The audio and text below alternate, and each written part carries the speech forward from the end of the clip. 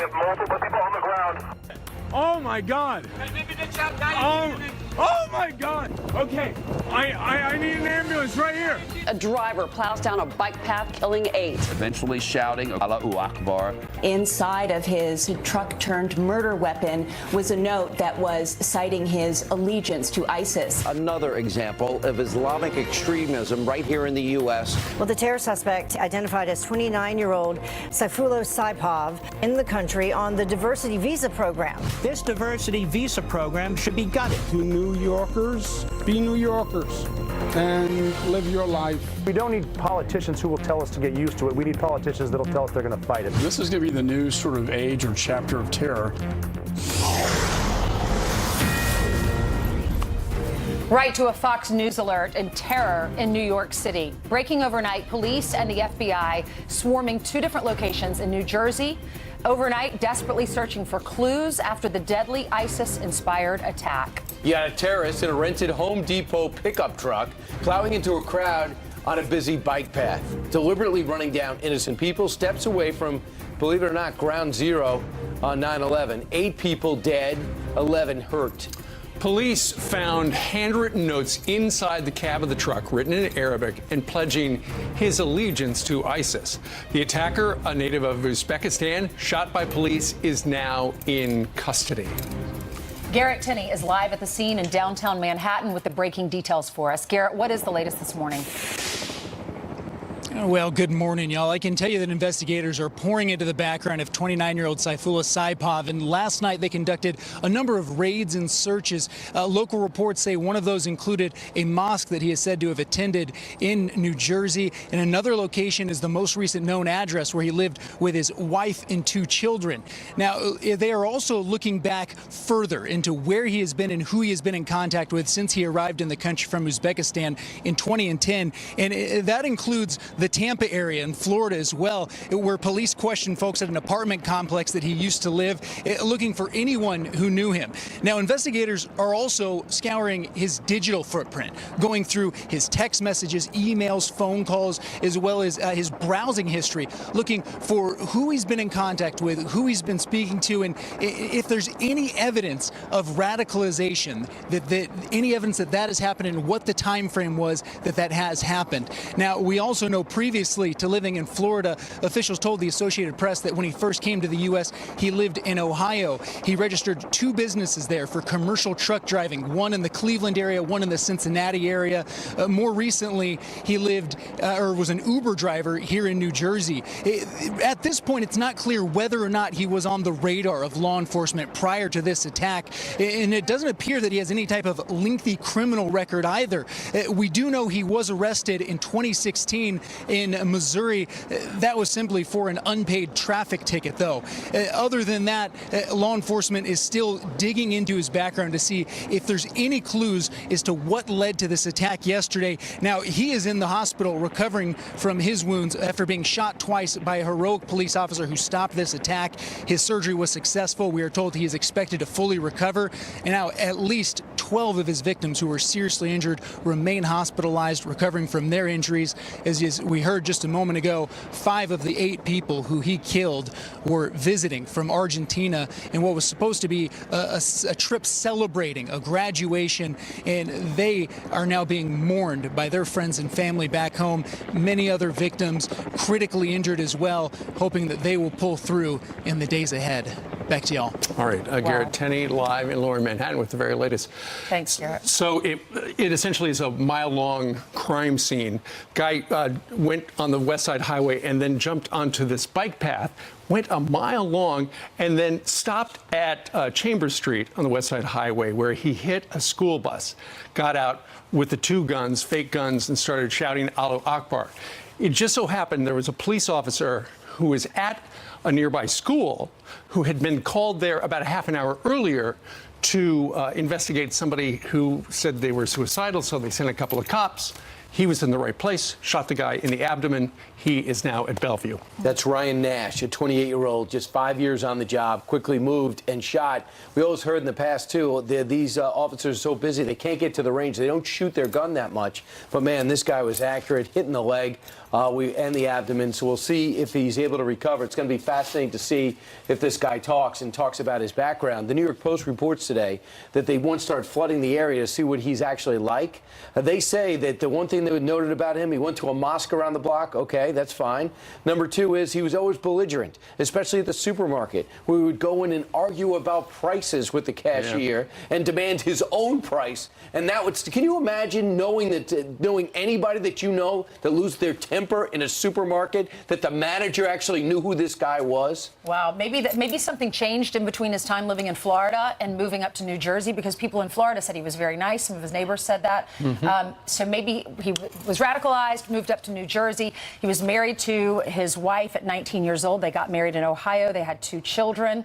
And imagine being the doctor that has to work on him. I mean, I know doctors, they work on all of the patients, no matter their background. But imagine having to save that guy's life and work on his after being shot twice. Sure. Something that struck me this morning, Garrett put up the picture of all those men from Argentina. 5 of them were killed. They're all best friends, 30-year high school reunion.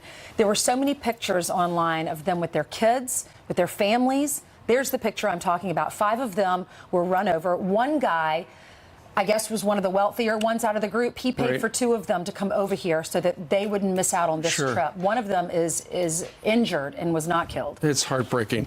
Garrett mentioned there is no known criminal history of this particular alleged terrorist. However, apparently he was on the federal government's radar in an unrelated investigation. It is unclear at this point whether or not it was through a friend or a family member or the mosque that he attended, which we do understand was being observed by the New York City Police Department starting back in 2005. And at 2 o'clock this morning, the police surrounded the mosque out in Paterson, New Jersey, along with the apartment building, which we are dispatching Rob Schmidt to very promptly. Yes, someone had to know something. Authorities are saying it's a lone wolf, but I heard one interview this morning saying that can't be possible. Someone had to know something. All right, let's talk about how he got here. He applied to a lottery system, the diversity visa program, which was earmarked and highlighted back in 2011 in testimony as a huge weak spot for our country. You think so? Part of the visa lottery system allows you to apply to come here in places like Afghanistan, Algeria, Egypt, Iraq, Lebanon, Libya, Nigeria, Saudi Arabia, Somalia, Syria, Venezuela, and try to get into this country. And you know what? Best of luck to you. And congratulations, you win the lottery, and then 8 people are run over in this case eventually down the line because of this. Right, 50,000 apply for this, and 1% of those who, actually 50,000 random people are selected. They get in. That is fewer. That's fewer than 1% who actually apply for this, and they get permanent residency here in the U.S. It's only offered to countries with low rates of immigration into the U.S. Does that seem like a good reason to you? Here's the extraordinary thing about it. President Trump has made it very clear he wants to end the diversity visa program. He has said that over the last year. But if you win the lottery, then your family members are automatically also granted permanent residence. So if you get in, you get to bring your mom and dad over. You get to bring in your sisters. Everybody automatically gets a green card. To that point, in 2002, where are you about to make this point? In 2002, there was an Egyptian terrorist here. He came here through his wife's type of visa, and he killed 2 people in L.A. By the way, this diversity program was called on the carpet back in 2011 by the director of the immigration systems when they said the program's a national security vulnerability has been used by terrorists and organized criminals to not only enter the U.S., but to bring others in as well. So Donald Trump actually listed this on one of the 70 things that had to be changed as our immigration reform goes in place. And one of the things that he tweeted out last night was this: I have just ordered Homeland Security to step up our already extreme vetting program. Being politically correct is fine, but not for this. He went on. He must not allow ISIS to return or enter our country after defeating them in the Middle East and elsewhere. Enough! Exclamation point. But the diversity program is what Mark Levin had actually reviewed before he went on with Sean Hannity last night. Let's watch. Al-Qaeda and ISIS have actively been working to use this program to put sleepers in our country.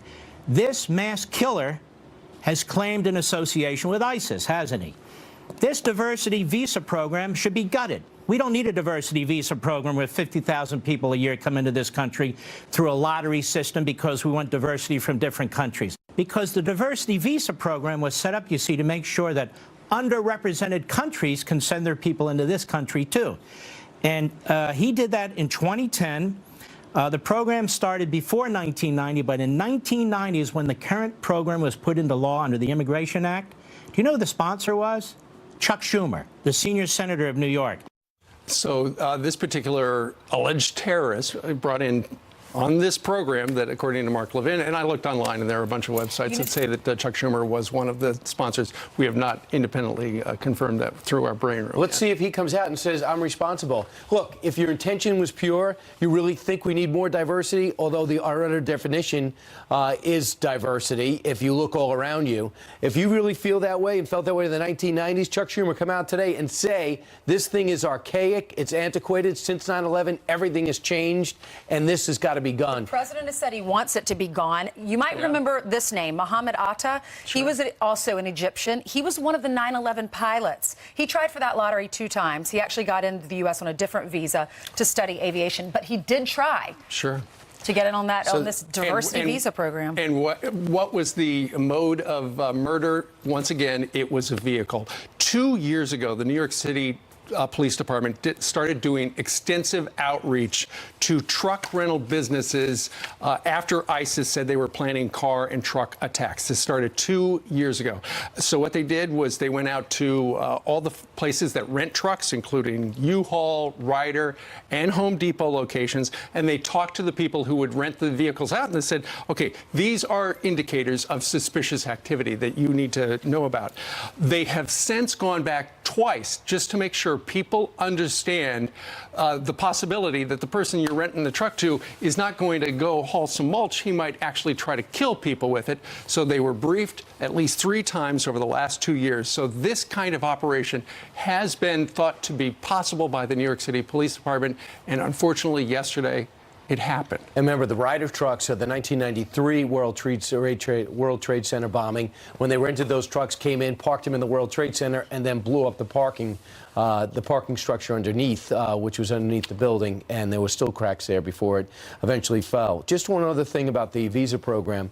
Another reason why Tom Cotton is ahead of his time. He and David Perdue have been calling for an end to the diversity program since this August under the RAISE Act, introduced in February, endorsed by President Trump. Now, I would hope that Democrats and Republicans would get together on this and understand, if you're supposed to learn from an attack, this is one thing we're supposed to learn from. A scratch-off ticket is no way to get into this country. Right. They truly won the lottery. Tom Cotton said the diversity lottery is plagued with fraud, advances no economic or humanitarian interest, and does not even deliver the diversity of its namesake. Now, according to the National Academy of Sciences, the current immigration plan costs all of us taxpayers billions of dollars every year. If we switch, according to the National Academy of Sciences, if we switch to the merit-based system that the president has said he wants to do, it saves countless dollars, they say. It raises workers' wages, and it helps struggling families enter into the middle class. So after this terrorist struck New York City last night, or yesterday afternoon, the big question was whether or not the city would cancel the big Halloween parade down in Greenwich Village. The police, under the leadership of Mayor de Blasio and also Governor Cuomo, said, you know what, the parade's got to go on. And it did, and tens of thousands of people showed up. What's kind of, and there you can see, you know, you would never know that a terror strike happened less than a mile away from that. What's really scary, though, is apparently a French group linked to ISIS called for attacks by lone jihadis on Halloween. You know, we don't know whether or not this particular actor from out in New Jersey then took it upon himself to get a picture of an ISIS flag and write the note and rent the vehicle from the Passaic Home Depot. We don't know that. We do know, though, after the strike, the ISIS did not put a bulletin out and mention that particularly. So it does appear it could simply be a coincidence. Since July of 2016, there's been 1, 2, 3, 4, 5, 6, 7, This is the 8th attack using trucks. Yeah. And right now, that is the vehicle of choice. And in case you're at home saying, don't overreact, it's no big deal, what are the chances of you getting hit by a terrorist? If you're in any of these cities, Stockholm, Nice, Berlin, London, twice, Barcelona, and now New York City, and you got run over, one of your relatives was run over by a radical, a jihadist, then I think you would take this a lot more personal. And I think everyone has to understand, with those 8 people dead, they're all, that's all of our family, and that has to stop. It is not everybody's right to come here. It's Americans' idea, American citizens' security first. And there's nothing wrong with that. All right, now let's start bringing in some of our guests and analysts today. Joining us right now with more is retired CIA officer and author of Jawbreaker, Gary Bernstein, joins us right now from down in Tampa. Hey, good morning, Steve. Gary, good morning to you. Thank you very much for joining us. What do you think? Well, I think that as you've stated clearly, the diversity program on the visas has got to be shut down. Uzbekistan in particular has a history of jihadism. There was an organization there that was founded years ago called the IMU, the Islamic Movement of Uzbekistan. There's a place in Uzbekistan called the Fergana Valley where Uzbekistan, Kyrgyzstan, and I think and Kazakhstan all meet together. Excuse me, Tajikistan, they all meet together. But that is a group of Deobandi terrorists. They were married to the Taliban. We've fought them before. A lot of these people have been inside Afghanistan. And the fact that we would have a diversity program open to allow people to come in, it's insane. The president's inclinations at the time of the election to reduce the amount of immigration is correct. His instincts were correct. Well, Gary, if there's vetting. Sure. If there's a problem, though, with Uzbekistan, why was that not on the list of the countries that we have an extra look at? Well, I think, it takes a lot of specific expertise in some of these areas. Look, that organization was formed about 40 years ago. The Deobandis are a virulent form of Islam, just like the Wahhabis. They're the group closest to the Wahhabis.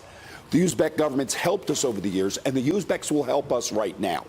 They are a pro-Soviet, institution. The government is not pro-Soviet, pro-Russian, excuse me. But the fact is we have pretty good relationships with the Uzbeks, and the Uzbeks will do what we need to dig out his history there and to share that with us, because it's not just the last 7 years. It's who are his family members? Does his family have a history of this? What did he do here? Right. I mean, there's a lot of people that have been on there, but you just have to understand that Uzbekistan isn't the Bahamas, okay? And we got to make sure that we are doing the vetting, and that's what's failed. We've failed to vet people, just like the UK has failed to vet people. The UK is talking about resettling tens of thousands of these people. And guess who's leaving us insane. naked? These judges, who says it's un-American to judge people and to do extreme vetting in certain areas and not other areas. These jihadists want to use American infrastructure, law, benefits to survive in our environment to do attacks on us. And it's horrible that 15 years after, 15 to 16 years after 9/11, we're still having to argue these points to get Americans to sort of, and to get the left in the United States to open up to this and make sure that we institute laws that do everything to protect these families. Gary, what struck me, sorry, go ahead. Go ahead. I'm sorry. The diversity visa program, the reason this was even established is to offer to countries with low rates of immigration into the United States. Does that seem like a good enough reason to allow 50,000 foreigners, random foreigners, into our country? We're the most diverse country in the world. What do we need a diversity program on visas? The most diverse county in the world is Queens County in New York. It's like we don't need additional programs to gain diversity. We're the most diverse people there are. Gary, what's the most the things that's changed? When we first started interviewing you, you talked about being on the ground as one of the first units to go after bin Laden, a Sunni Salafist extremist who has a design to destroy the West. Now, these same people are here, only instead of having CIA-trained agents, paramilitary out there, we're asking police officers to do the shooting and the killing. Is that fair?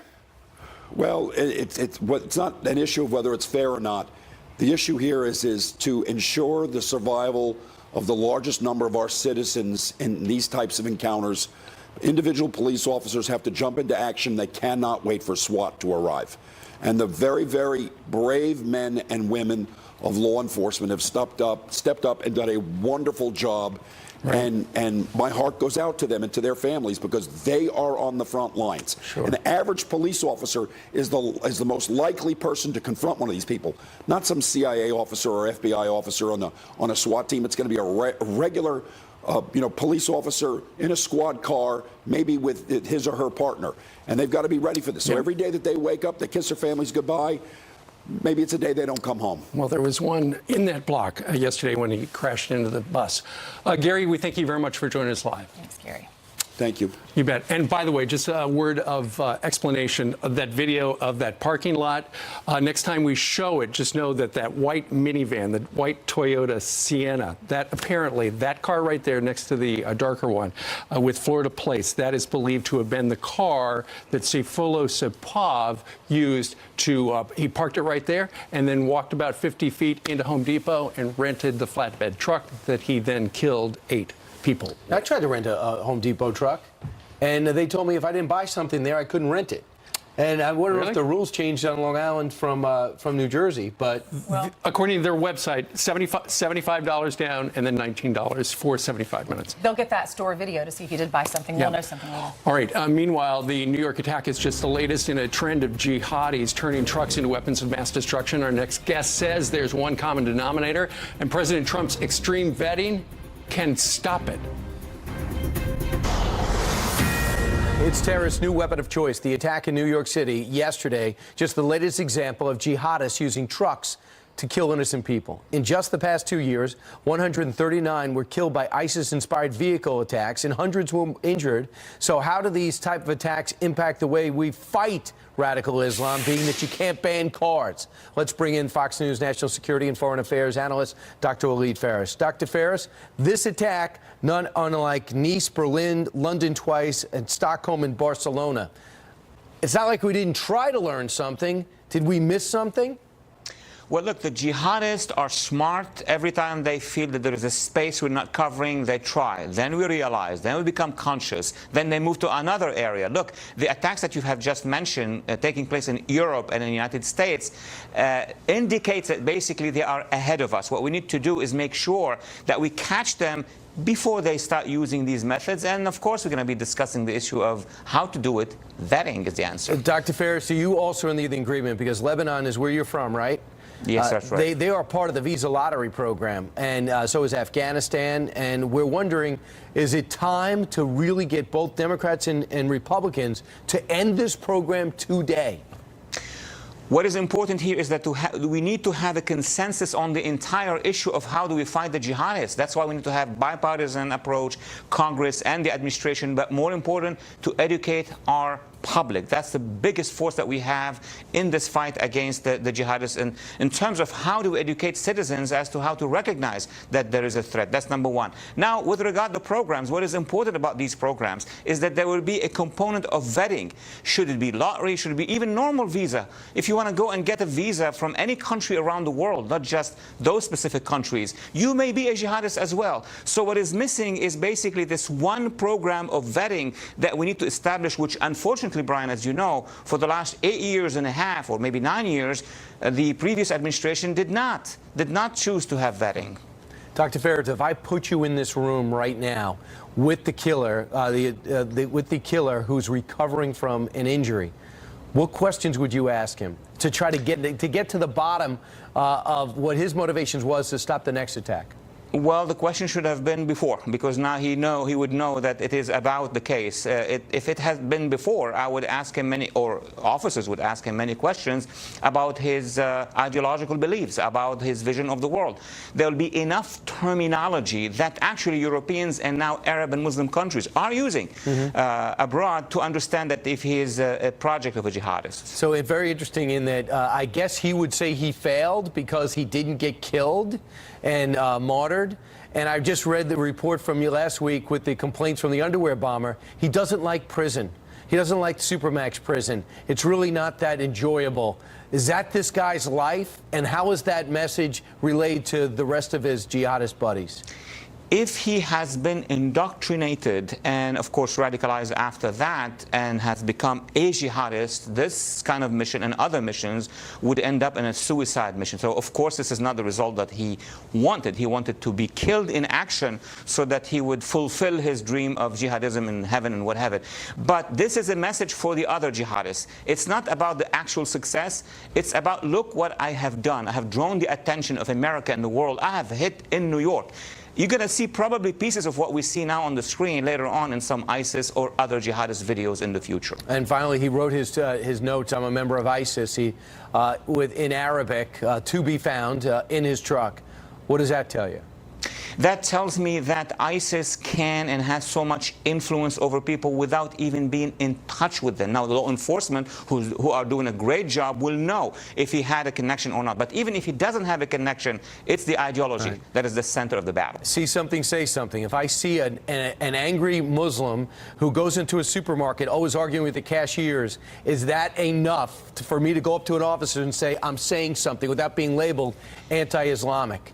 If you just see someone who's angry and from a religious community, that is not enough. What you need to hear, and that's why the government has the obligation to tell you about the terminology that the jihadists use. If you hear that and you see somebody who is violent acting as violent, then you are in all your rights. Even in the Arab and Muslim world, if people use that terminology, of course the government will be very interested in them. All right.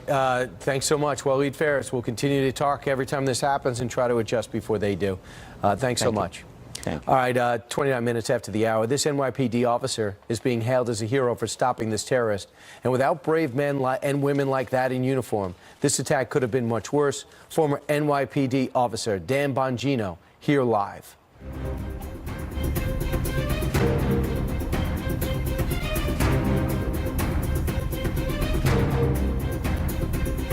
City truck attack yesterday continues. Police and the FBI surrounding 2 New Jersey locations overnight, including the suspect's mosque. And it is at that mosque where we find Rob Schmidt. He is live in Paterson, New Jersey, just about 20 miles west of Manhattan. Rob?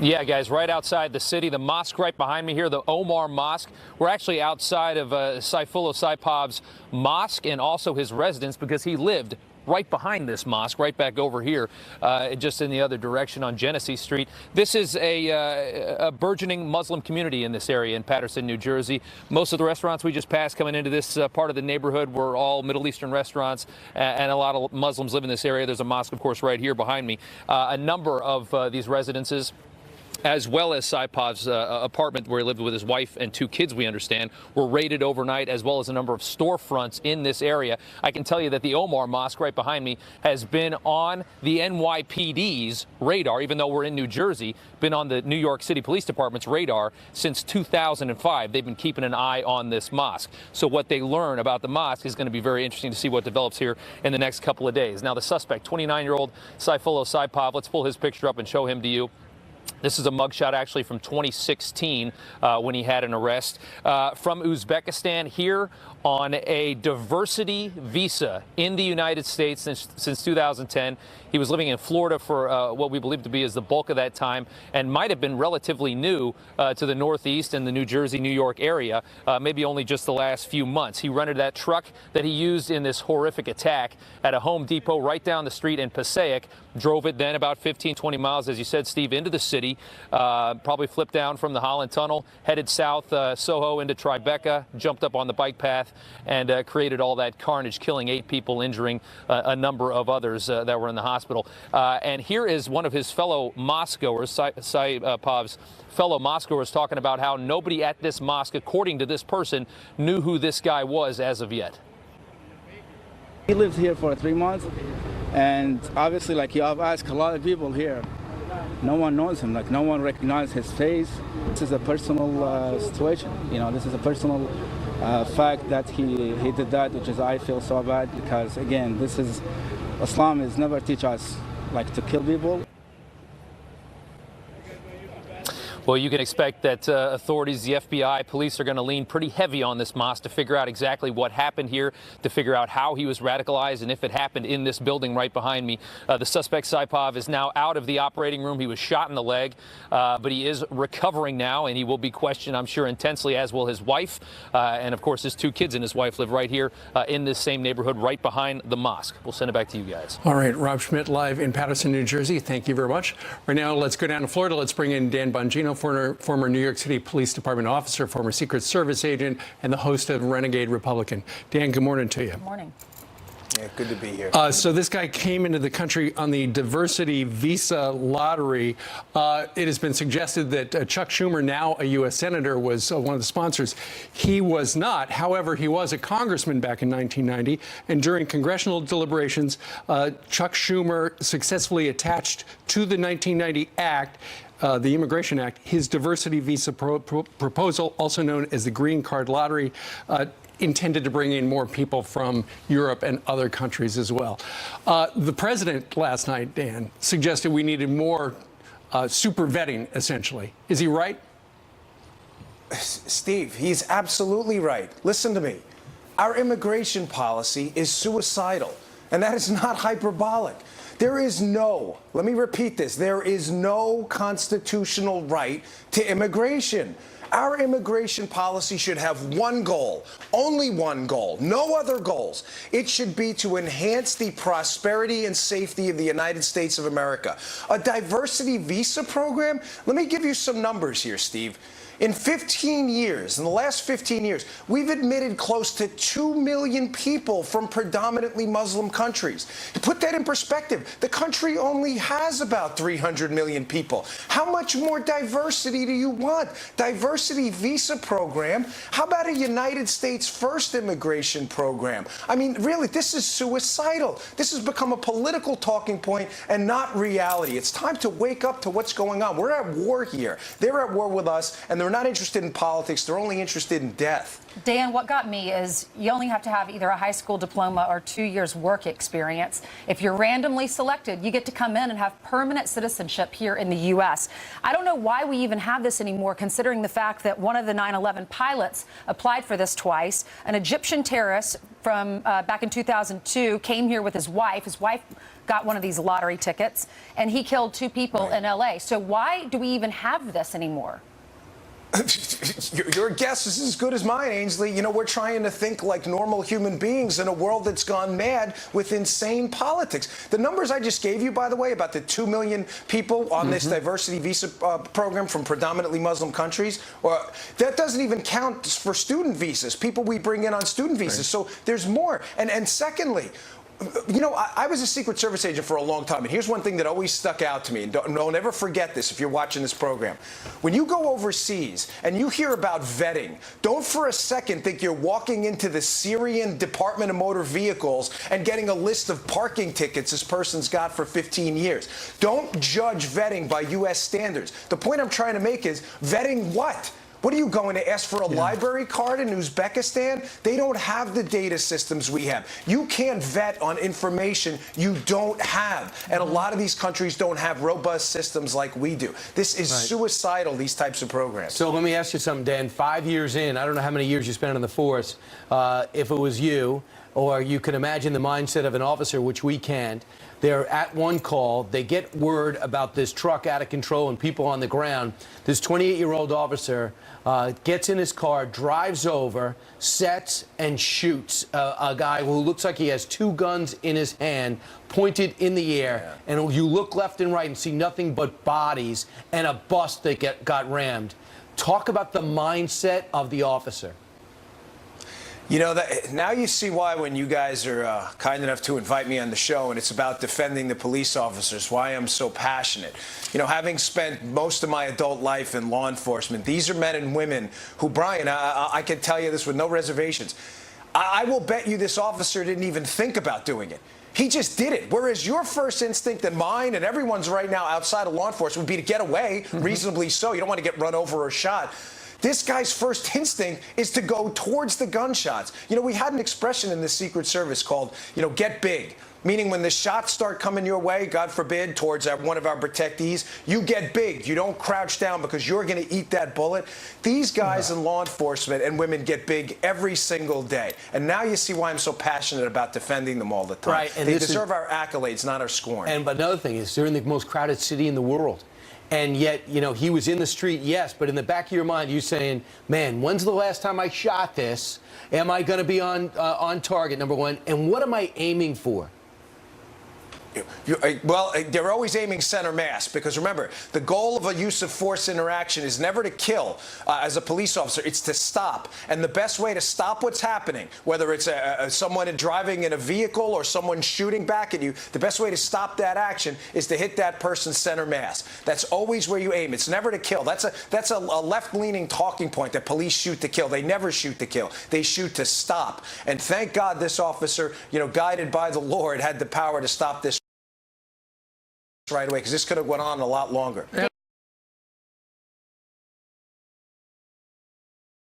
Absolutely. If the president is watching,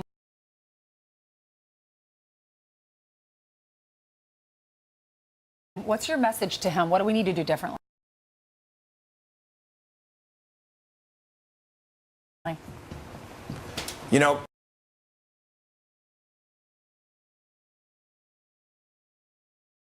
Thank you, number one, for recognizing the threat we're under. You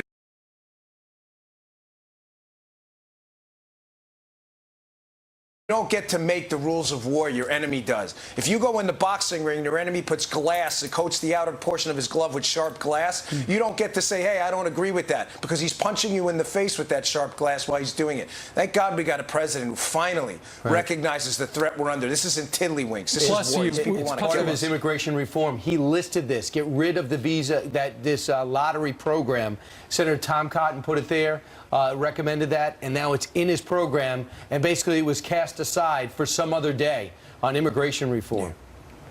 Yeah, well, that's a damn shame. It's time to, make American immigration great again. It's time to worry about America first and all these political focus group tested crap talking points second. It's time to worry about us and American citizens first. This stuff is over.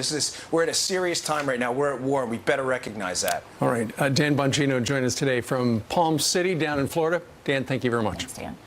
Doctors are working nonstop to save the victims' lives. Our own Dr. Siegel, Mark Siegel, has exclusive details from the hospital. That's next. That's right. Things you won't hear anywhere else. Plus, what can be done to help the New York City Police Department fight terror in the future? We're going to talk to a former NYPD lieutenant straight ahead. You're watching Fox and Friends.